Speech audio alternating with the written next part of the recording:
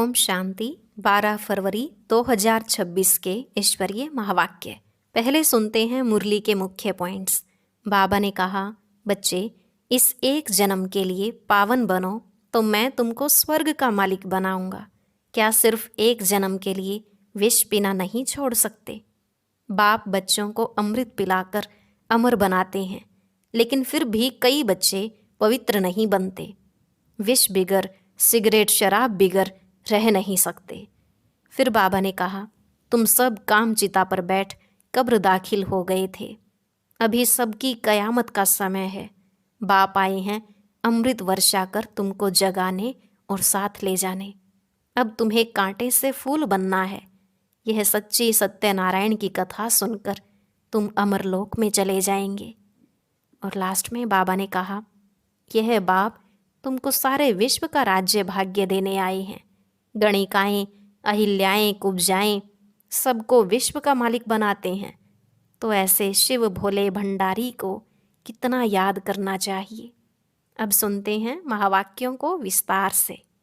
बाबा ने कहा, मीठे बच्चे, यह कयामत का समय है। रावण ने सबको कब्र दाखिल कर दिया है। बाप आए हैं अमृत वर्षा कर साथ ले जाने।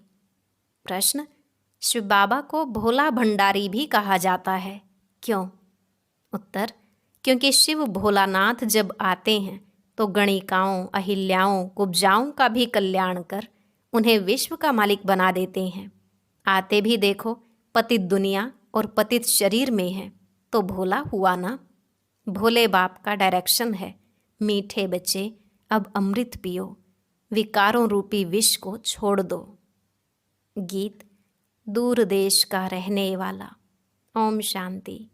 रूहानी बच्चों ने गीत सुना, अर्थात रूहों ने इस शरीर के कान कर्मेंद्रियों द्वारा गीत सुना। दूर देश के मुसाफिर आते हैं, तुम भी मुसाफिर हो ना। जो भी मनुष्य आत्माएं हैं वह सब मुसाफिर हैं। आत्माओं का कोई भी घर नहीं है। आत्मा है निराकार, निराकारी दुनिया में रहने वाली निराकारी आत्माएं हैं। उसको कहा जाता है निराकारी आत्माओं का घर, देश व लोक। इनको जीव आत्माओं का देश कहा जाता है। वह है आत्माओं का देश।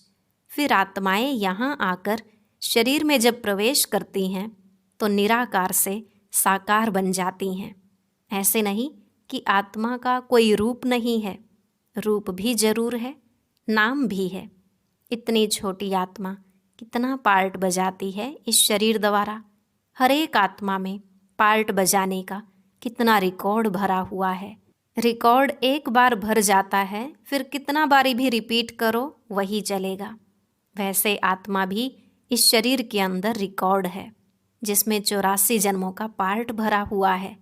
जैसे बाप निराकार है, वैसे आत्मा भी निराकार है। कहाँ कहाँ शास्त्रों में लिख दिया है वह नाम रूप से न्यारा है, परंतु नाम रूप से न्यारी कोई वस्तु होती नहीं। आकाश भी पोलार है, नाम तो है ना आकाश, बिगर नाम कोई चीज़ होती नहीं। मनुष्य कहते हैं परम पिता परमात्मा। अब दूर देश में तो सब आत्माएं रहती हैं। यह साकार देश है, इसमें भी दो का राज्य चलता है, राम राज्य और रावण राज्य। आधा कल्प है राम राज्य, आधा कल्प है रावण राज्य। बाप कभी बच्चों के लिए दुख का राज्य थोड़े ही बनाएंगे। कहते हैं ईश्वर ही दुख सुख देते हैं। बाप समझाते हैं, मैं कभी बच्चों को दुख नहीं देता हूँ। मेरा नाम ही है दुख हरता सुख करता। यह मनुष्यों की भूल है। ईश्वर कभी दुख नहीं देंगे। इस समय है ही दुख धाम। आधा कल्प रावण राज्य में दुख ही दुख मिलता है, सुख की रत्ती नहीं। सुख धाम में फिर दुख होता ही नहीं। बाप स्वर्ग की रचना रचते हैं। अभी तुम हो संगम पर। इनको नई दुनिया तो कोई भी नहीं कहेंगे। नई दुनिया का नाम ही है सतयुग। वही फिर पुरानी होती है तो उनको कलयुग कहा जाता है। नई चीज़ अच्छी और पुरानी चीज़ खराब दिखाई देती है तो पुरानी चीज़ को खलास किया जाता है। मनुष्य विष को ही सुख समझते हैं। गाया भी जाता है, अमृत छोड़ विष काहे को खाए। फिर कहते, तेरे भाने सर्व का भला। आप जो आकर करेंगे उससे भला ही होगा, नहीं तो रावण राज्य में मनुष्य बुरा काम ही करेंगे। यह तो अब बच्चों को पता पड़ा है कि गुरु नानक को 500 वर्ष हुए, फिर कब आएंगे? तो कहेंगे उनकी आत्मा तो ज्योति ज्योत समा गई, आएंगे फिर कैसे? तुम कहेंगे आज से 4500 वर्ष बाद फिर गुरु नानक आएंगे। तुम्हारी बुद्धि में सारे वर्ल्ड की हिस्ट्री ज्योग्राफी चक्र लगाती रहती है। इस समय सब तमोप्रधान है, इनको कयामत का समय कहा जाता है। सभी मनुष्य जैसे कि मरे पड़े हैं, सबकी ज्योति उझाई हुई है। बाप आते हैं सबको जगाने। बच्चे जो काम चिता पर बैठ भस्म हो गए हैं, उन्हों को अमृत वर्षा से जगाए साथ ले जाएंगे। माया रावण ने काम चिता पर बिठाए कब्र दाखिल कर दिया है, सभी सो गए हैं। अब बाप ज्ञान अमृत पिलाते हैं। अब ज्ञान अमृत कहाँ और वह पानी कहाँ? सिख लोगों का बड़ा दिन होता है तो बड़े धूमधाम से तालाब को साफ करते हैं, मिट्टी निकालते हैं, इसलिए नाम ही रखा है अमृतसर, अमृत का तालाब। गुरु नानक ने भी बाप की महिमा की है। खुद कहते, एक ओंकार सतनाम, वह सदैव सच बोलने वाला है। सत्य नारायण की कथा है ना। मनुष्य भक्ति मार्ग में कितनी कथाएं सुनते आए हैं। अमर कथा, तिजरी की कथा। कहते हैं शंकर ने पार्वती को कथा सुनाई, वह तो सूक्ष्म वतन में रहने वाले, वहाँ फिर कथा कौन सी सुनाई? यह सब बातें बाप बैठ समझाते हैं कि वास्तव में तुमको अमर कथा सुनाए, अमरलोक में ले जाने मैं आया हूँ। मृत्युलोक से अमरलोक में ले जाता हूँ। बाकी सूक्ष्म वतन में पार्वती ने क्या दोष किया जो उनको अमर कथा सुनाएंगे? शास्त्रों में तो अनेक कथाएं लिख दी हैं।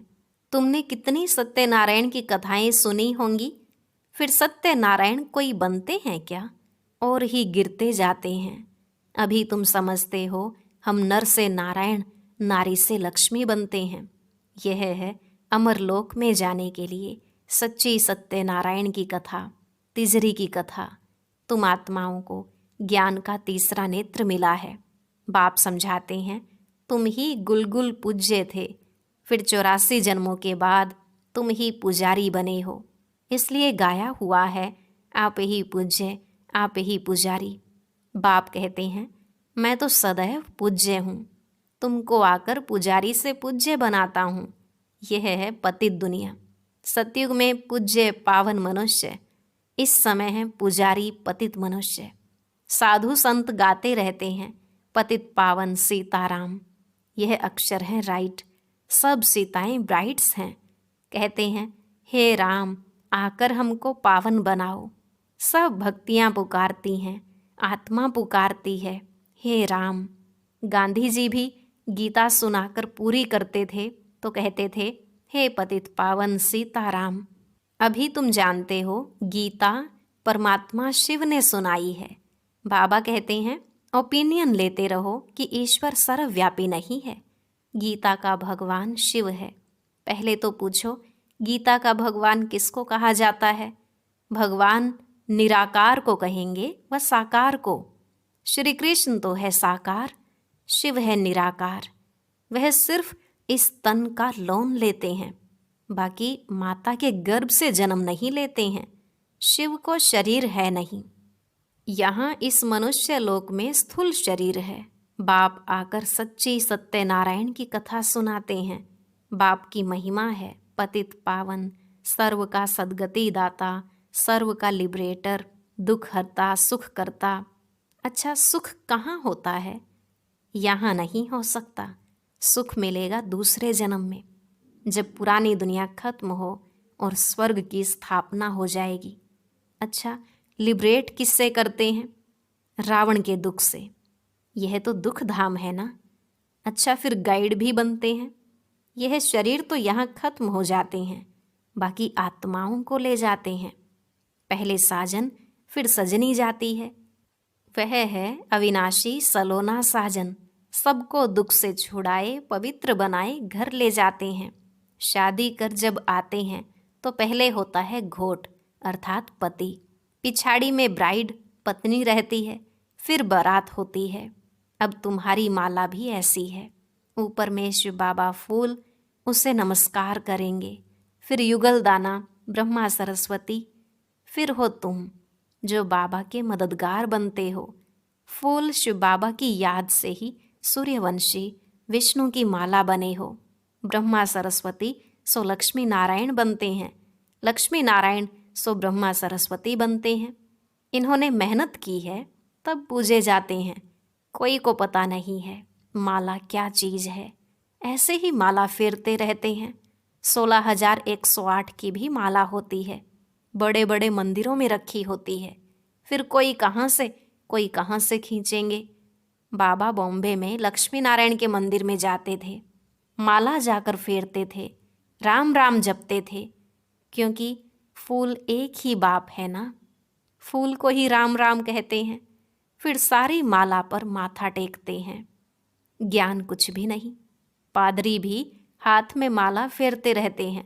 पूछो किसकी माला फेरते हो, उनको तो पता नहीं है। कह देंगे क्राइस्ट की याद में फेरते हैं। उनको यह पता नहीं है कि क्राइस्ट की खुद आत्मा कहाँ है। तुम जानते हो क्राइस्ट की आत्मा अब तमो प्रधान है। तुम भी तमो प्रधान बैगर थे, अब बैगर टू प्रिंस बनते हो। भारत प्रिंस था, अभी बैगर है, फिर प्रिंस बनते हैं। बनाने वाला है बाप, तुम मनुष्य से प्रिंस बनते हो। एक प्रिंस कॉलेज भी था जहाँ प्रिंस प्रिंसेस जाकर पढ़ते थे। तुम यहाँ पढ़कर 21 जन्म के लिए स्वर्ग में प्रिंस प्रिंसेस बनते हो। यह श्री कृष्ण प्रिंस है ना, उनके 84 जन्मों की कहानी लिखी हुई है। मनुष्य क्या जाने, यह बातें सिर्फ तुम जानते हो। भगवानुवाच, वह सबका फादर है। तुम गॉड फादर से सुनते हो, जो स्वर्ग की स्थापना करते हैं। उसे कहा ही जाता है सचखंड। यह है झूठ खंड।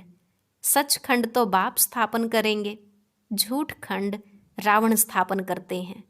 रावण का रूप बनाते हैं, अर्थ कुछ नहीं समझते हैं।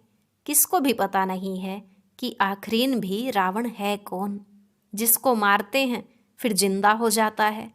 वास्तव में 5 विकार स्त्री के, 5 विकार पुरुष के, इनको कहा जाता है रावण। उनको मारते हैं। रावण को मारकर फिर सोना लूटते हैं। तुम बच्चे जानते हो यह है कांटों का जंगल। बॉम्बे में बबुलनाथ का भी मंदिर है। बाप आकर कांटों को फूल बनाते हैं। सब एक दो को कांटा लगाते हैं, अर्थात काम कटारी चलाते रहते हैं। इसीलिए इनको कांटों का जंगल कहा जाता है। सतयुग को गार्डन ऑफ अल्लाह कहा जाता है। वही फ्लावर्स कांटे बनते हैं, फिर कांटों से फूल बनते हैं। अभी तुम 5 विकारों पर जीत पाते हो। इस रावण राज्य का विनाश तो होना ही है। आखिरीन बड़ी लड़ाई भी होगी। सच्चा सच्चा दशहरा भी होना है। रावण राज्य ही खलास हो जाएगा। फिर तुम लंका लूटेंगे, तुमको सोने के महल मिल जाएंगे। अभी तुम रावण पर जीत प्राप्त कर स्वर्ग के मालिक बनते हो। बाबा सारे विश्व का राज्य भाग्य देते हैं, इसलिए इनको शिव भोला भंडारी कहते हैं। गणिकाएं, अहिल्याएं, कुब्जाएं, सबको बाप विश्व का मालिक बनाते हैं। कितना भोला है। आते भी हैं पतित दुनिया, पतित शरीर में। बाकी जो स्वर्ग के लायक नहीं है वह विष पीना छोड़ते ही नहीं। बाप कहते हैं बच्चे, अभी यह अंतिम जन्म पावन बनो। यह विकार तुमको आदि मध्य अंत दुखी बनाते हैं। क्या तुम इस एक जन्म के लिए विष पीना नहीं छोड़ सकते हो? मैं तुमको अमृत पिलाकर अमर बनाता हूँ, फिर भी तुम पवित्र नहीं बनते हो। विष बिगर, सिगरेट शराब बिगर रह नहीं सकते हो। मैं बेहद का बाप तुमको कहता हूँ बच्चे, इस एक जन्म के लिए पावन बनो तो तुमको स्वर्ग का मालिक बनाऊंगा। पुरानी दुनिया का विनाश और नई दुनिया की स्थापना करना यह बाप का ही काम है। बाप आया हुआ है सारी दुनिया को दुख से लिबरेट कर सुख धाम, शांति धाम में ले जाने। अभी सब धर्म विनाश हो जाएंगे। एक आदि सनातन देवी देवता धर्म की फिर से स्थापना होती है। ग्रंथ में भी परमपिता परमात्मा को अकाल मूर्त कहते हैं। बाप है महाकाल, कालों का काल। वह काल तो एक दो को ले जाएंगे, मैं तो सभी आत्माओं को ले जाऊंगा, इसलिए महाकाल कहते हैं। बाप आकर तुम बच्चों को कितना समझदार बनाते हैं। अच्छा, मीठे मीठे सिकिलधे बच्चों प्रति माता पिता बाप दादा का याद प्यार और गुड मॉर्निंग। रूहानी बाप की रूहानी बच्चों को नमस्ते।